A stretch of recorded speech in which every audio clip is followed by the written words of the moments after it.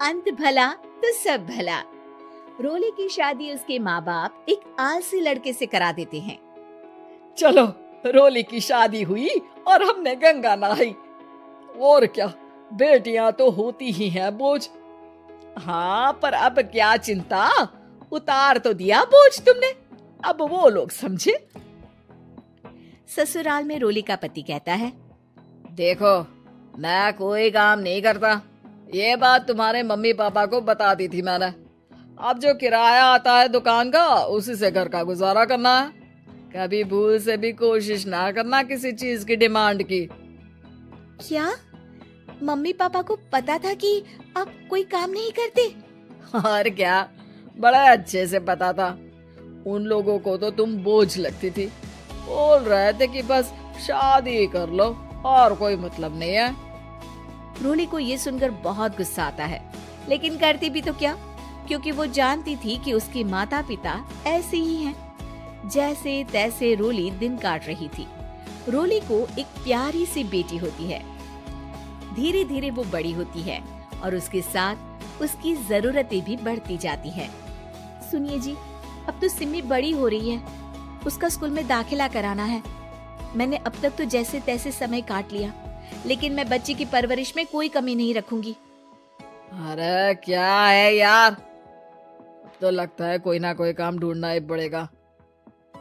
अब पति रोज काम की तलाश में जाता और बिना किसी काम के वापस आ जाता।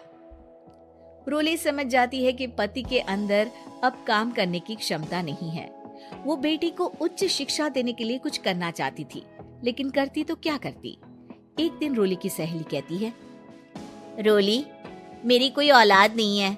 अगर तू मेरी औलाद को जन्म दे तो मैं तुझे तेरे मुंह मांगे पैसे दूंगी। अरे, तेरी औलाद को मैं कैसे जन्म दे सकती हूँ?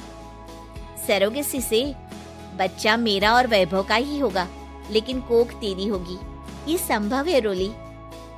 रोली कुछ सोचकर कहती है, मुझे मंजूर है, लेकिन मैं इसका 2 लाख रुपया लूंगी। अरे कोई बात नहीं, मुझे मंजूर है। रोली खुश हो जाती है कि एक बच्चा पैदा करने का उसे 2 लाख रुपया मिलेगा। वो घर आकर पति को बताती है, वो भी खुश हो जाता है। अब क्या था, डॉक्टर के पास जाकर सहेली का बच्चा रोली की कोख में पलने लगता है। मुझे 20,000 चाहिए मेरे बेटी के एडमिशन के लिए। हाँ हाँ ठीक है, मैं उसके एडमिशन से लेकर सारे खर्चे उसके अकाउंट में डाल रही हूँ। रोली की बेटी का एडमिशन हो जाता है। रोली को लगता है कि वो अब सब कुछ ठीक कर देगी। दिन और महीने आगे बढ़ते हैं। अब एक दिन, एक बात कहूँ जी, काश इस बच्चे को मैं रख पाती। मैं अब इससे काफी जुड़ गई हूँ। अरे यार, पता नहीं किसका बच्चा है, अपने पास है ना अपनी मुन्नी। हाँ, लेकिन अब मैं भी इस बच्चे से जुड़ाव फील करने लगी हूँ, लेकिन मैं ये जानती हूँ कि ये मेरा बच्चा नहीं है। दोनों की जिंदगी ठीक चल रही थी, लेकिन कहते ना कि सुख का पल ज्यादा लंबा नहीं होता। एक दिन रोली की सहेली का फोन आता है। रोली, मुझे अब ये बच्चा नहीं चाहिए, मैं अपने पति को छोड़ रही हूँ। अरे लेकिन मुझे पैसों की जरूरत है, बच्चा तुम्हारा है, मैं क्या करूंगी? सहेली बिना कुछ बोले फोन काट देती है, फोन स्विच ऑफ कर देती है। लेकिन रोली के जीवन का तूफान यहीं नहीं रुकता। रोली, मैं इतना भार नहीं उठा सकता। आज पढ़ाई का पैसा मांग रही हो, कल को शादी, कॉलेज और पता नहीं क्या क्या। मैं तुम्हें छोड़ रहा हूँ, अपनी बच्ची उठाओ और निकलो इस घर से। अरे पर मैं कर तो रही हूँ ना बच्चे के लिए काम, आप आराम से रहिए ना। क्या काम कर रही हो, देख रहा हूँ मैं। ये छोटा शहर है, यहाँ लोगों को बात बनाते वक्त नहीं लगता। तो मैं क्या करूँ? ज्यादा पढ़ी लिखी नहीं हूँ, कैसे घर के खर्चे चलाऊं? और आप तो काम करना ही नहीं चाहते। हाँ, ना चाहता हूँ और ना ही करूँगा। रोली को पति की बात पर काफी गुस्सा आ जाता है। ठीक है, अगर मेरे जीवन में संघर्ष ही लिखा है तो वही सही। इस वक्त पति होने के नाते आपको मेरा साथ देना चाहिए था, लेकिन नहीं, आपने तो इस हाल में मुझे घर से बाहर निकालने की बात कह डाली। देखो, ये सारी फालतू की बातों के लिए वक्त नहीं है मेरे पास।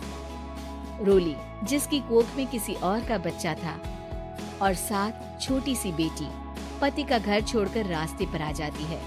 रोली के पास मायके के सिवा दूसरा कोई रास्ता नहीं होता। अरे रोली कैसी है? कितने दिनों के लिए आई है? हमेशा के लिए माँ। वो माँ को सारी बात बता देती है। ओए लड़की, इतनी हिम्मत का काम कर लिया। अरे ना ना, यहाँ कोई जगह नहीं है। तुम तो अपना बोरिया बिस्तर उठाओ और निकलो यहाँ से। रोली के पास अब मायके का रास्ता भी नहीं बचता। वो चुपचाप बच्ची को लेकर जा रही थी कि उसे दर्द होता है और वो डॉक्टर के पास चली जाती है और फिर वहां वो एक प्यारे से बेटे को जन्म देती है। कितना प्यारा है, कितने अभागे हैं इसके माँ बाप जो इसके पैदा होने पर भी नहीं है। तभी वहां डॉक्टर आ जाती है। रोली, बच्चे के पिता तुमसे मिलना चाहते हैं। आपका बहुत बहुत शुक्रिया। मैं इस बच्चे को पालूंगा, भले ही इसकी माँ ने इसे छोड़ दिया हो, पर मैं अपनी जिम्मेदारी निभाऊंगा। तो क्या आप मुझे इसके पैदा करने के लिए जिन पैसों की बात हुई थी वो भी देंगे? हाँ, और साथ ही आप चाहें तो मेरे घर में रहकर मेरे बच्चे की देखभाल भी कर सकती हैं। मैं उसके लिए आपको सैलरी दे दिया करूंगा। रोली को लगता है कि जैसे भगवान ने उसके लिए सुकून का रास्ता खोल दिया। वो अब मुकेश के साथ उसके घर चली जाती है, जहाँ रहकर वो उस बच्चे की देखरेख करती है। अब मुकेश के घर को रोली अच्छे से संभाल लेती है। उसके लिए खाना बनाने से लेकर बच्चों की देखभाल और घर की देखरेख।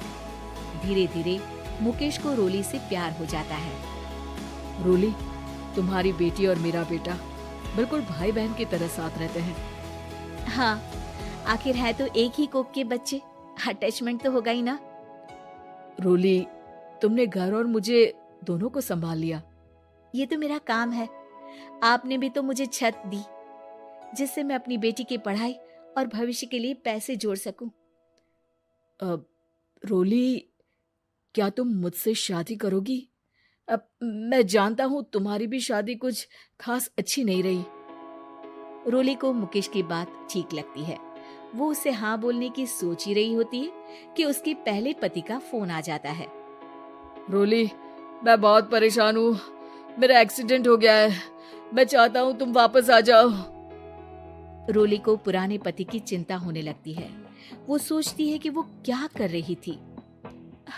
हाँ ठीक है, मैं आ रही हूँ। हाँ रोली, आ जाओ, लेकिन बच्ची को कहीं हॉस्टल में छोड़कर आना, क्योंकि मैं नहीं चाहता कि हम लोगों के बीच फिर से वो सारी बातें हो। रोली को समझ आ जाता है कि पति आज भी सुधरा नहीं है। वो पति के पास जाने से इनकार कर मुकेश को हाँ कर देती है।